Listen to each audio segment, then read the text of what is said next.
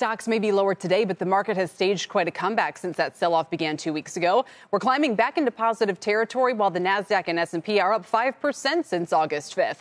Despite these gains, my next guest says the bulk of stocks are trading at reasonable or even attractive valuations. Joining me is Tom Hancock, portfolio manager of the actively managed GMO U.S. Quality ETF. Across $1 billion in assets, so as we noted, less than 9 months, up 18% this year.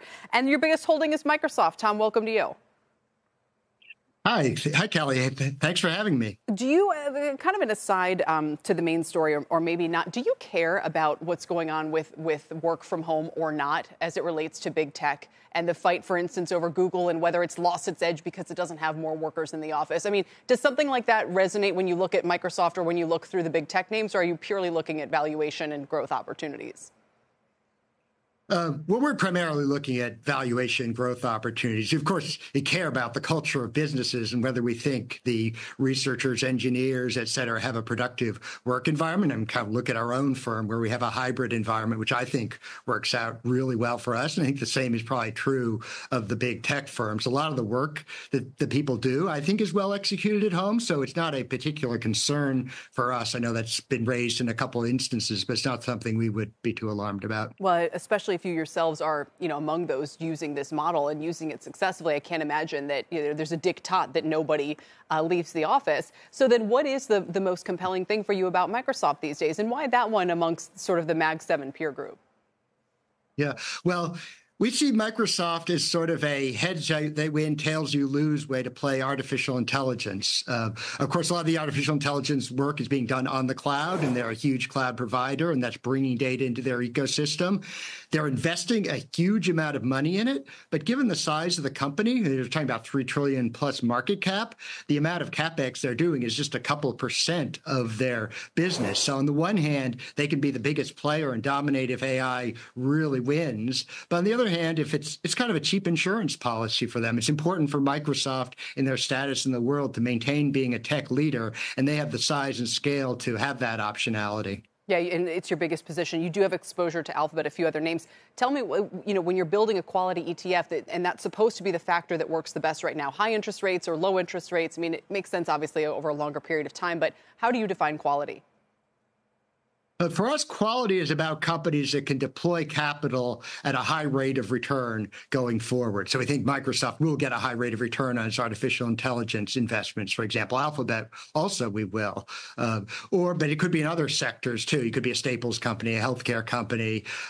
The key is a certain amount of growth, but we don't insist on huge amounts of growth. What we care about is growth at a high rate of return. And what really that means is you have some moats around your business. You're tuned into a secular driver. You have a strong balance sheet that you can survive the inevitable tough times. These are some of the key attributes we're looking for. Yeah, you've got Texas Instruments, Thermo Fisher. What's interesting, is Constellation Brands in there? I'm very curious about that one, obviously, amidst this big debate about how much young people are drinking or people more broadly are drinking these days. Yeah, Constellation Brands is in our portfolio. We like that stock a lot. There may be a little bit of a special case where some of those broader trends aren't really what drive the business. So Constellation Brands, their key asset is the Mexican beer brands in the U.S. So Modelo, the #1 selling beer in the U.S., or Corona, for example, are two of their brands. And they benefit from the demographics in their traditional Latin American customer base. They also benefit from increasing penetration across other segments of the market and geographically. They're relatively concentrated, which means they have abilities to expand from there. It's an interesting, the stocks come under a little bit of pressure in the last few months. They're seen as maybe a victim of tariffs, but we really don't think any administration is going to put a tariff on beer to speak of. So we see this as more of a buying opportunity for one of the higher growing companies in the staples sector. I didn't even realize that was a potential headwind. Okay. So quickly on the question about buybacks for the market more broadly, this is one of the reasons that Goldman, for instance, thinks that the pain trade is still to the upside for stocks. And I don't know if you have a view on that. But is buyback, sort of the aggressiveness of buybacks, considered generally a positive thing for you, or kind of a situational dependent one? It does seem to be a big factor once again here.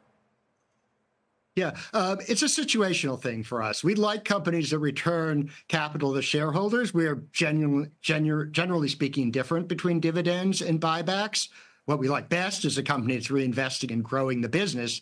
But most companies do have some limit on how much capital they can redeploy back into their business productively. And we want to make sure they return that excess cash to their shareholders. And we think buybacks are a great way of doing it. So, yeah, we're fans. Sure. And broadly speaking, when you say the bulk of stocks trade at reasonable, attractive valuations, you feel comfortable the fact that we're at all-time highs? You know, there's some questions about what's going on, you know, maybe with the consumer. But broadly speaking, you don't think this market is overvalued? Yeah. Well, when you talk about the market being at all-time highs, of course, it's a very narrow market driven by the Magnificent Seven. So a lot of that is really the Magnificent Seven is at all-time highs. If you look across most of the stocks in the S&P 500, let alone the Russell 3000 or broader indices, there are a lot of stocks that aren't at all-time highs, either in terms of their stock price or their valuation. And as you point out, we actually like a lot of the Magnificent Seven stocks. That's not to say they're expensive. I do think you don't want to concentrate too much there. You want to diversify out, whether it's by sector, by cap, or even by geography. We think there are a lot of opportunities out there. All right. And we've mentioned many of them. For now, Tom, thanks. It's good to hear from you. Appreciate your time. Thanks for having me. It's a pleasure. Tom.